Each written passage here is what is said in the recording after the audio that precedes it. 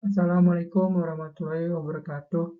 Perkenalkan, nama saya Denny Andriansyah dengan NIM 07300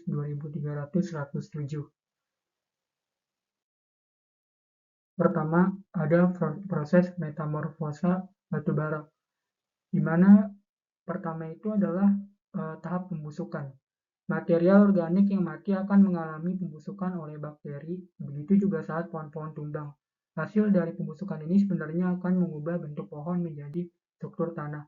Namun pada kondisi tertentu pembusukan tidak akan menghancurkan seluruh fisik pohon.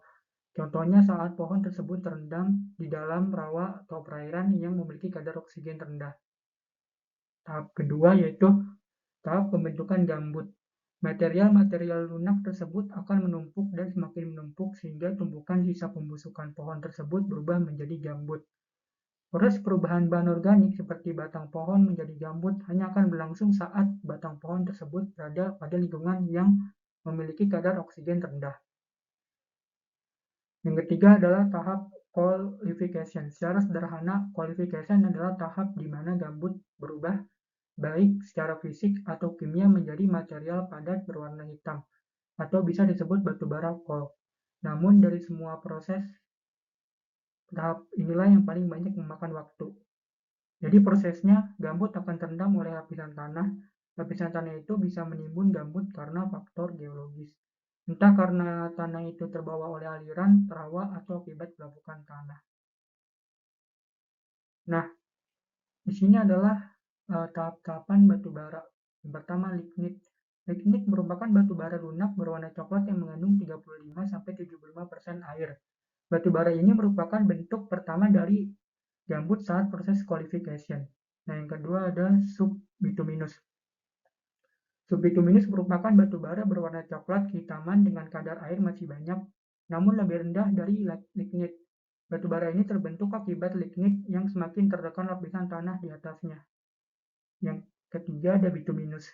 Bituminous merupakan batu bara yang sudah memadat, memiliki 68-86% karbon dan hanya 8-10% air. Jenis ini bisa ditambang untuk dijadikan bahan bakar. Yang keempat ada antrasit. Antrasit merupakan jenis batu bara dengan kadar 86-98% karbon dan kurang dari 8% air. Antrasit ini merupakan jenis batu bara dengan kualitas terbaik dan waktu pembentukan yang sangat lama. Selanjutnya ada formasi-formasi pembawa batu bara. Formasi pembawa batu bara itu yaitu formasi yang mengandung lapisan-lapisan batu bara. Untuk mengetahui formasi-formasi batu bara, tentunya diadakan aktivitas penyelidikan, pemetaan geologi, dan lapisan formasi batu bara itu umumnya terbentuk melalui cekungan sedimen. Ini adalah sebaran cekungan sedimen yang terdapat batu bara, yang ada batu baranya. Selanjutnya ada komponen batu bara. Nah, di sini adalah total komponen parameter batu bara terbagi menjadi 3, yaitu total moisture, mineral matter, dan pure coal. Nah, total moisture itu dibagi 2. Yang pertama surface moisture dan inherent moisture. Nah, surface moisture itu adalah kandungan air, di mana kandungan air itu adalah terdapat di permukaan batu bara yang terhubung satu sama lain. Sehingga ketika batu bara didiamkan, diangin-anginkan, maka kandungan air yang ada di permukaan batu bara ini akan menyebar, akan menguap. Nah, yang kedua ada inherent moisture. Nah, inherent moisture ini adalah kandungan air yang menempel, yang terdapat di dalam pori-pori batu bara yang tidak terkoneksi satu sama lain. Sehingga ketika batu bara ini didiamkan, diangin-anginkan, maka kandungan air yang ada di dalam inherent moisture content ini tidak akan menguap, tidak akan menguap. Nah, yang selanjutnya ada mineral matter. Nah, mineral matter ini terbagi menjadi 2, as yaitu abu dan volatile mineral matter. Nah, ketika mineral meter ini. Contohnya ketika ada mineral yang dipanaskan, yaitu misal batu bara yang mengandung pirit itu dipanaskan, maka dia akan tersisa menjadi abu. Nah, abu pirit ini FeS2, dan ketika dia dibakar menjadi abu, dan sisa pembakarnya menjadi abu, abu itu menjadi Fe2O3. Dan ketika ada bahan yang terbang, yaitu bahan yang terbang itu ketika mengalami pembakaran dia menjadi SOX. Nah, selanjutnya ada pure coal. Nah, pure coal ini terbagi menjadi dua, volatile organic matter dan fixed carbon. Ketika bahan batu bara ini dibakar tanpa oksigen, maka dia pada volatile organic matter ini akan menghasilkan gas-gas, contohnya itu gas metana dan lain-lain. Nah, fixed carbon ini adalah sisa padatan batu bara. Apabila volatile mineral matter dan volatile organic matter ini dijumlahkan, dia akan menghasilkan volatile matter, yaitu zat terbang. Nah, selanjutnya ada peringkat batu bara. Peringkat batu bara ditentukan melalui gross calorie untuk menentukan batu bara yang rendah itu melalui kalori batu bara. Untuk menentukan peringkat batu bara yang tinggi ditentukan oleh persentase fixed carbon, dry mineral, matter, free basis. Nah, di sini lignite memiliki antara 6.000 sampai 7.000 kalori batu bara, yang artinya lignite ini adalah tipenya low rank.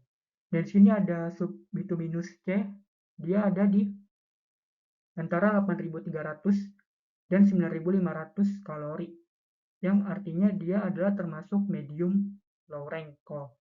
Nah, di sini ada high violet C bituminous or sub bituminous B.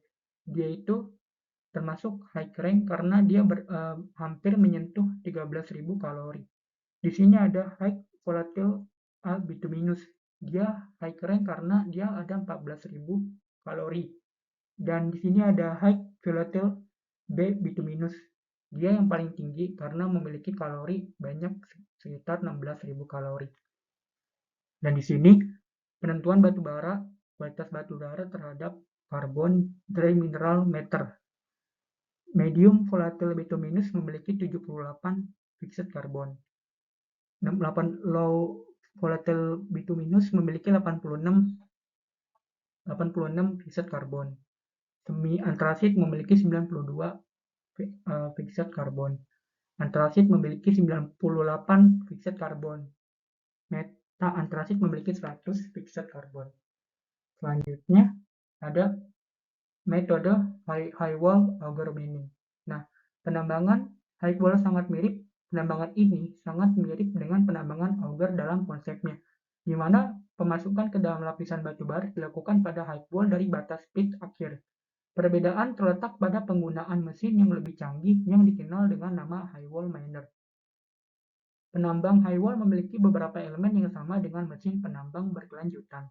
Alat ini memiliki drum pemotong yang diberi sedikit tali, dan batu bara diumpankan kembali melalui sistem penanganan material ke bangku dekat tembok tinggi. Tempat batu bara tersebut dimuat keluar. Disitulah kesamaannya berhenti. Penambangan high wall dilengkapi dengan pemantauan canggih dan sistem kendali jarak jauh. Penting untuk menjaga kontrol yang akurat terhadap cutting head agar tetap berada di lapisan batu bara, bukannya melayang ke atas atau ke bawah ke lapisan batuan yang berdekatan, dan agar ketebalan rusuk yang konstan tetap terjaga di antara lubang, berbeda dengan penambangan kontinu.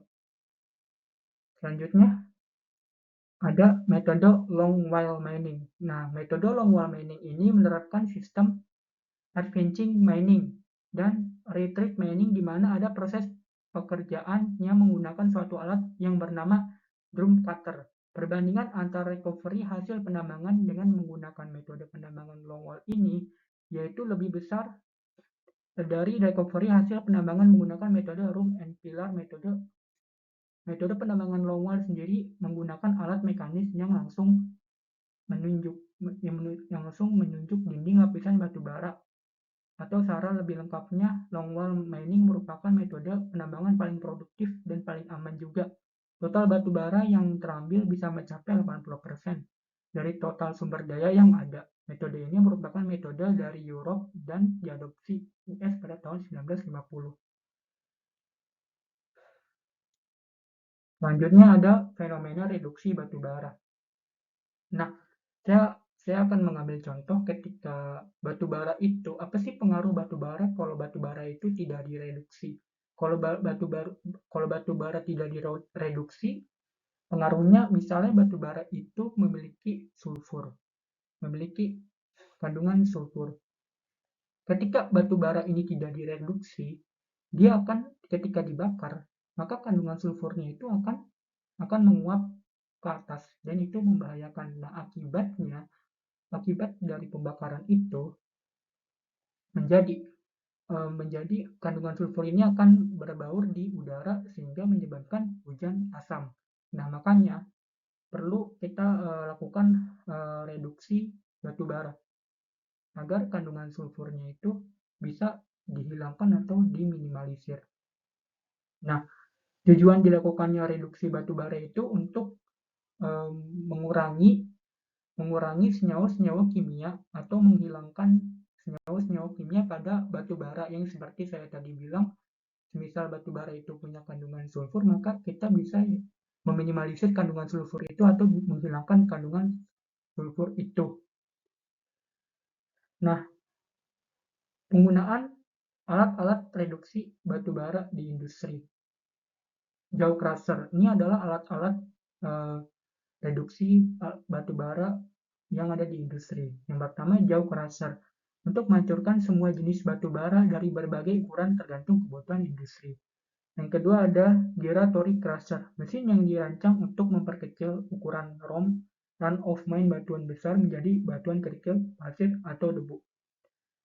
Yang ketiga ada cone crusher, menghancurkan semua jenis batuan dan batu mineral berukuran sedang hingga keras. Screener dan ball mill yang ini, cara kerja mesin screener dan ball mill digerakkan oleh motor DC, di mana dengan berputarnya poros pada motor maka akan langsung direduksi oleh gearbox. Sekian presentasi dari saya. Jika ada kesalahan kata maupun perbuatan, mohon dimaafkan. Assalamualaikum warahmatullahi wabarakatuh.